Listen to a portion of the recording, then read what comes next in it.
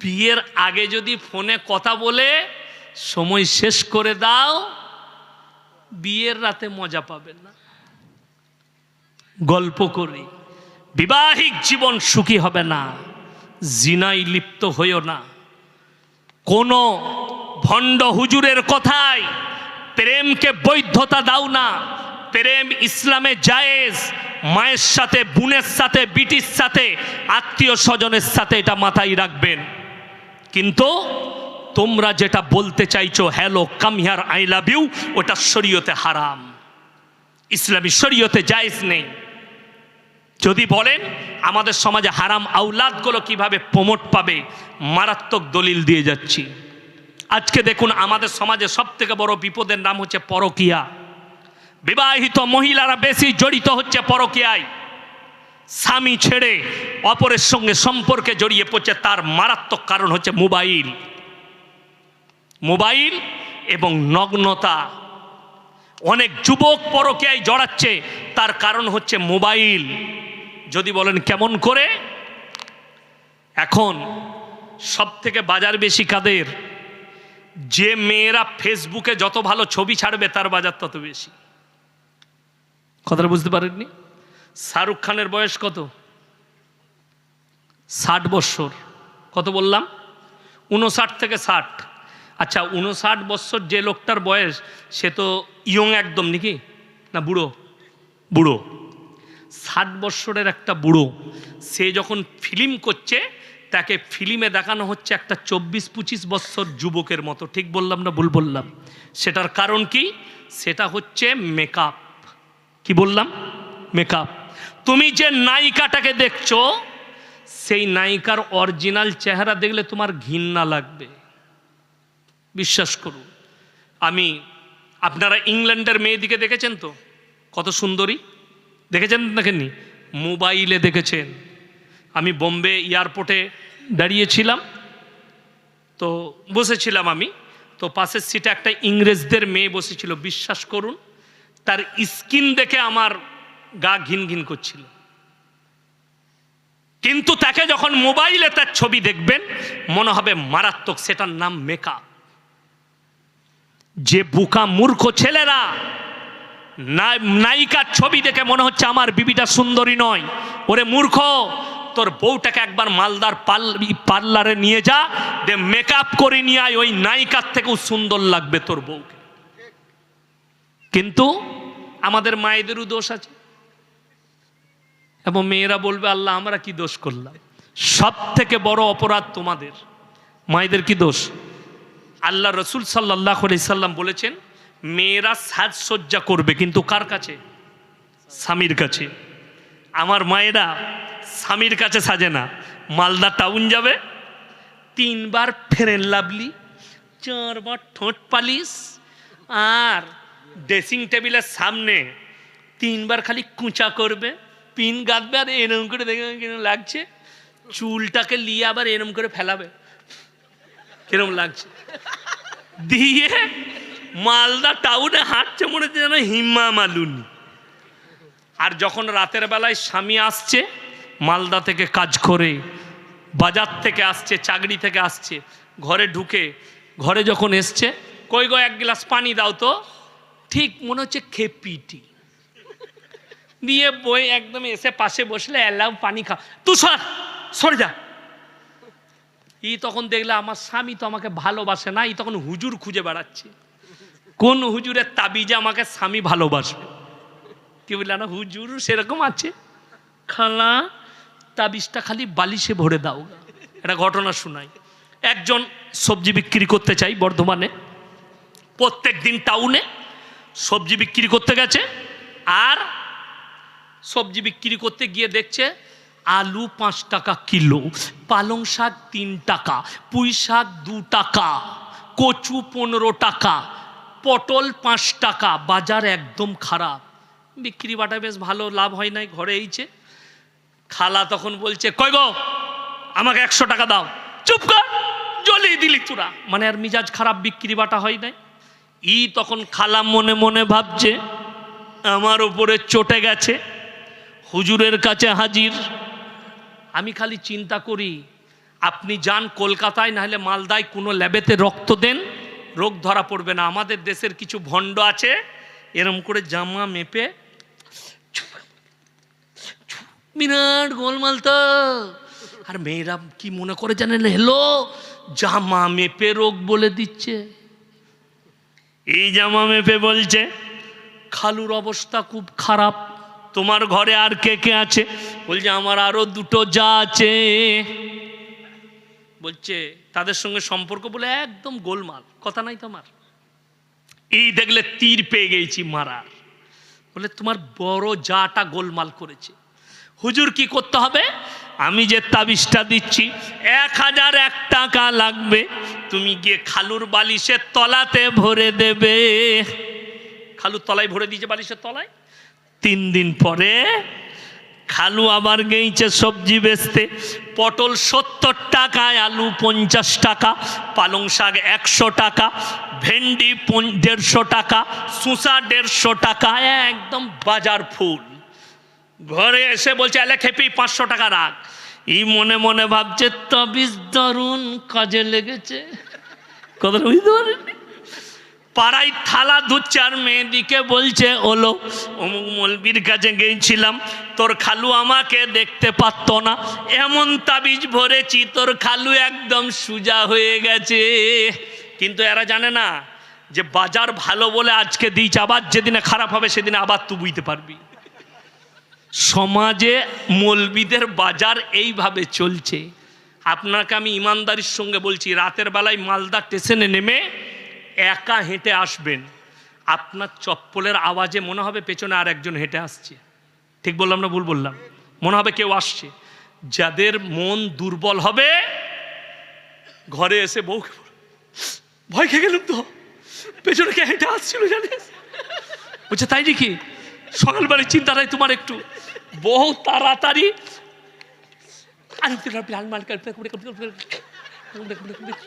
খেলা খেলা খেলা ও খেয়েছে, একটু ভয় কেটেছে। সকালবেলায় উঠে হুজুরের কাছে হাজির। হুজুর এখন বলছে কি ব্যাপার? পেছনে হেঁটে আসছিল। বলছে তোমাকে জেনে 6টা মেরেছে। হ্যাঁ ভাই, জেনের গায়ে আয়না আছে যে 6টা মারবে? 6টা কিসে মারে? আয়নাতে মারে না? মারে না।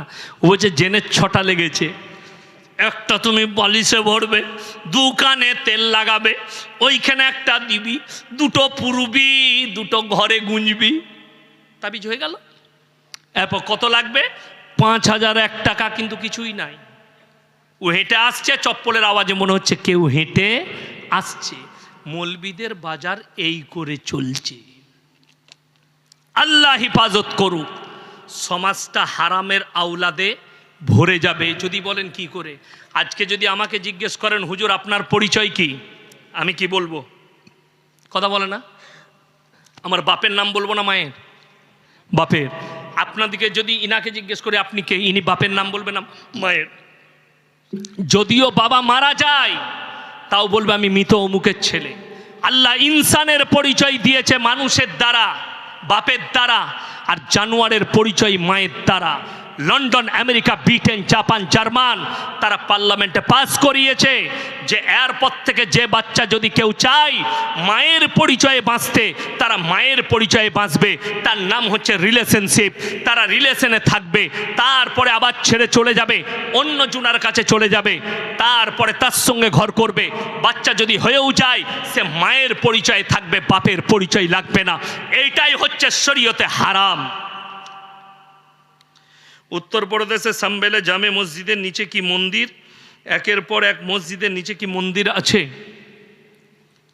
দেখুন, সব থেকে বড় কথা যেটা, সেটা হচ্ছে যার জোর তার দুনিয়া। আমাকে যদি এখুনি ভারতের প্রধানমন্ত্রী করে দেন, ভারতের রাজা করে দেন, তো আমাকে যদি ভারতের রাজা করে দেন, বাদশাহ করে দেন, আমি কালকেই বলবো মন্দিরের নিচে মসজিদ আছে। বলতে পারি না? পারি না? জোর আমার, প্রশাসন আমার, সব কিছু আমার। শুধু এটা নয়, এই যে ওয়াকফ বিল নিয়ে এসছে তার এগুলো একটা রূপ। যেদিনে ওয়াকফ বিল পাশ করিয়ে দিবে মোদী সরকার, আর আপনার আমার নাদানির কারণে, আমরা আওয়াজ না তোলার কারণে, সেই দিনে আপনার মসজিদটাও এসে আনলিগেল বলে ভেঙে দিবে, ওয়াকফ সম্পত্তি বলে তারা কেড়ে নিবে। এটাই হচ্ছে তার একটা রূপ। সব থেকে দুঃখ, 3টে ছেলে গুলিবিদ্ধ হয়ে মারা গেছে, গুলি চলেছে, তার মানে পুলিশ নাকাম। একটা মসজিদ, অবাক লাগে যদি একজনের কথায় এটার নিচে মন্দির আছে বলে দিয়ে যদি সেই মসজিদে সার্ভে হয় কুড়ে, আমি যদি দাবি করি আমরা যে অমুক মন্দিরের নিচে মসজিদ আছে, নিশ্চয়ই সেই মন্দিরকে কুড়ে কি সার্ভে করতে দিবে? দিবে না। আমি যদি বলি প্রধানমন্ত্রীর ঘরের নিচে মসজিদ আছে, কুড়ে দেখতে হবে, ওটাকে কুড়ে দাও, ভেঙে দাও, দেখা যাবে না? দেখতে দিবে? বড় কষ্ট লাগে যে মসজিদ 500 বৎসর 1000 বৎসর আগেকার মসজিদ, সেই মসজিদের নিচে মন্দির কি করে আসতে পারে? বড় কষ্ট লাগে, দুঃখ লাগে। একটা আমি আপনাকে উক্তি দিয়ে বুঝাচ্ছি। আগে দেখবেন বিভিন্ন কোম্পানিতে ইট তৈরি হতো, সেখানে ঠাকুরের ছাপ থাকতো, ঠিক কি না? কোম্পানির নাম, হিন্দু ভাই তৈরি করেছে, তাদের ঠাকুরের ছাপ আছে, কিংবা কোনো মন্দিরের ছাপ আছে। সেই ইট নিয়ে মসজিদ তৈরি হয়েছে, সেই ইট নিয়ে কেউ বাড়ি তৈরি করেছে। এখন সেই বাড়িটা যদি ভেঙে যাইতে বলবে এটা মন্দির। কথাটা বুঝতে পেরেছেন? তখনকার মানুষ তো সৎ ছিল, মনের সৎ ছিল, তাদের মনে প্যাঁচ ছিল না। এই ভারতের সব থেকে বড় দাঙ্গা লাগানোকারী, যারা দাঙ্গা উস্কাচ্ছে, তারা হচ্ছে এক শ্রেণীর ইলেকট্রিক মিডিয়া। তারাই দাঙ্গা লাগাচ্ছে। এই যারা যে অ্যাঙ্কারগুলো হিন্দু আর মুসলিমকে বশ করিয়ে দিয়ে যারা হিন্দু আর মুসলিম করছে, তোমাদের ধর্মটা কি, এদের ধর্মটা কি, এরাই সব থেকে বড় দাঙ্গাকারী। আমি মুসলমানকে অনুরোধ করব, এবিপি আনন্দ, নিউজ 18 বাংলা, আজ তাক, যতগুলো এরকম চ্যানেল আছে, এনডিটি টিভি, যতগুলো ইসলাম বিরোধী টিভি আছে, এদের মুখে পেশাব করুন, এগুলোকে খুলবেন না, এদিকে সাবস্ক্রাইব করবেন না, এদের মুখে জুতো মারুন। এরাই সব থেকে বড় ইসলামের দুশ্মন, এদের থেকে বড় দুশ্মন কেউ নেই। আর যারা চাইছে এই মসজিদগুলো ভেঙে দিয়ে ভারত থেকে ইসলামকে মিটাবো, আল্লাহর কসম করে বলছি, তোমাদের নাজায়েজ বাপ 200 বৎসর রাজত্ব করেছে, 56,000 আলেমকে ঝুলিয়েছে ফাঁসির মঞ্চে, তারা ইসলামকে মিটাতে পারেনি। তোমাদের স্বপ্নটা স্বপ্নই থাকবে ইনশাআল্লাহ, তোমাদের স্বপ্ন স্বপ্নই থাকবে। ফিরাউন এসছিল, फिराउन आया था मूसा को मिटाने, खुद मिट गए। नमरूद आया था इब्राहिम को जलाने, खुद खत्म हो गए। और तुम कहां से आ गए इस्लाम को मिटाने वाले? বড় কষ্ট লাগে। দেখেছেন ভারতের কুত্তা মিডিয়াগুলো চুপ হয়ে গেছে। आप भोको जितना भोकना है। इजराइल ने खुद से युद्ध विराम कर दिया कि मैं यमन के साथ अब युद्ध नहीं करूंगा, युद्ध ईरान के साथ युद्ध नहीं करूंगा, ये विराम कर रहा हूं डर से, क्योंकि उसको पता है उसका बाप ईरान खड़ा हो चुका है, सऊदी अरब भी रेडी हो चुका है, यर्दुगान भी रेडी हो चुका है।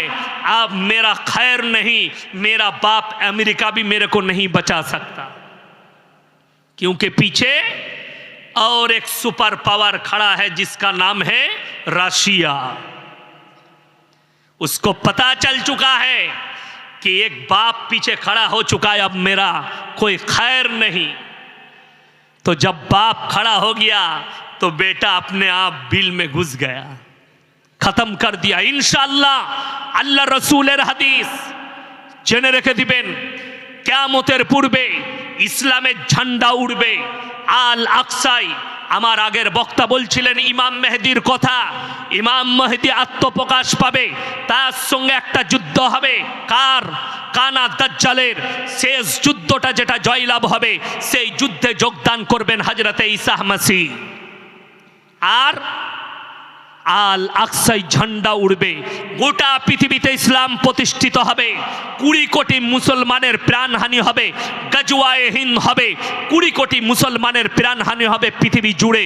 জেনে রেখে দিবেন, আখরিতে রসুলের হাদিস, খোরাসান থেকে একটা দল বের হবে, এমন একটা যোদ্ধা, তারাই হবে ইমাম মেহেদির সৈন্য, এবং তাদের কাছে অত্যাধুনিক অস্ত্র থাকবে, পৃথিবীর আর কোনো শক্তি তাদের সামনে দাঁড়াবে না, তারাই ঝান্ডাটা গেড়ে দিবে, আর পৃথিবীতে ইসলাম প্রতিষ্ঠিত হবে। যেদিনে পৃথিবীতে ইসলাম প্রতিষ্ঠিত হবে, শুনেলেন কিয়ামতের পূর্বে মুসান্নাফ ইবনে আবু শাইবার হাদিস, আল্লাহর রসুল বললেন মসজিদগুলো মুসল্লিতে ভরে যাবে, কিন্তু তারা হবে সুদখোর মুসল্লি, বড় বড় বিল্ডিং বালাখানা তৈরি করবে, তারা বড় বড় শপিং মল তৈরি করবে, কিন্তু সেই যুগে আর মুমিন খুঁজে পাওয়া মুশকিল হয়ে যাবে। তাই আল্লাহ সময় দিয়েছে, আমরা সবাই মুমিন হব, জোরে বলুন ইনশাআল্লাহ। আসসালামু আলাইকুম। মৃত্যুর 4 দিনে চাহরম করা যাবে কি না? শুনেলেন, মৃত্যুনে 4 দিনে 7 দিনে চাহরম করা, 40-এ করা হাদিস কোরআন বিরোধী কাজ। কেউ যদি কোনো মলবি কোরআন থেকে আল্লাহ নবীর 4 জন খলিফা, হজরতে উমরে ফারুক রাদিয়াল্লাহু তাআলা আনহু, হজরতে আবু বকর সিদ্দিক রাদিয়াল্লাহু তাআলা আনহু, হজরতে আলী রাদিয়াল্লাহু তাআলা আনহু, হজরতে উসমানে গনি রাদিয়াল্লাহু তাআলা আনহু, এই 4 জন খলিফা, তিনাদের যুগে যতগুলো সাহাবী মারা গেছে, কেউ যদি একটা প্রমাণ করাতে পারে তাদের চাহরম হয়েছে, তাদের 40-এ হয়েছে, তাদের 40-এ মিলাদ হয়েছে, আমি আর জীবনে সমাজের বুকে বক্তব্য দেব না। শুধু তাই নয়, আপনাকে আমি আরো আগে নিয়ে যাচ্ছি, আপনি বুঝতে পারবেন।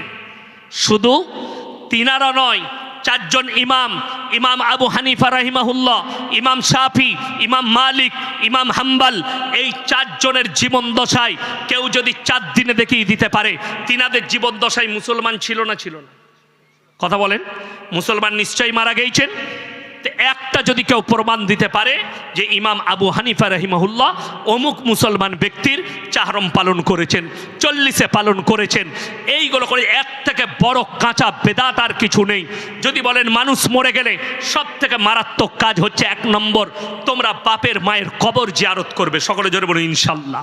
2 নম্বর, যদি বাপ মাকে নগদ কিছু নেকি পাঠাতে চাও, পাঠানো যায়, সেটা হচ্ছে দান। আল্লাহর রাস্তায় সাদকায়ে জারিয়া বাপ মায়ের জন্য দান করা। তুমি মসজিদে দান করলে কারেন্টের মতো আল্লাহর কাছে, তোমার বাপের কাছে নেকি পৌঁছে যাবে। আল্লাহ, আমি মাদ্রাসায় 50,000 দিলাম, মসজিদে 50,000 দিলাম, তুমি আমার আল্লাহর কবরের আযাবকে, আমার আব্বার কবরের আযাবকে বন্ধ করে দাও। কারেন্টের মতো সঙ্গে সঙ্গে কবরের আযাব বন্ধ হয়ে যাবে। মুর্শিদাবাদে বেলডাঙ্গায় পুজোর প্যান্ডেলে আল্লাহ গালি লেখা আছে, এটা নিয়ে যাঁচ চলছে। যিনি লিখেছেন জঘন্যতম কাজ করেছেন। আমি বলবো এই অপরাধীদের গুরুতর শাস্তি হওয়া দরকার। যারা হিন্দু মুসলিমের মধ্যে বিভেদ করতে চাইছে, বিভেদ লাগাতে চাইছে, এই পশ্চিম বাংলার শান্তি পরিবেশকে যারা অশান্ত করতে চাইছে, আল্লাহ তাদের কাছ থেকে কমকে হিফাজত করুক, আমাদের সকলকে আল্লাহ হিফাজত করুক। আজকের প্রোগ্রামকে আল্লাহ কবুল করুক, আজকের রাত্রিকে আল্লাহ কবুল করুক, আজকের জলসাকে আল্লাহ কবুল করে লেখ।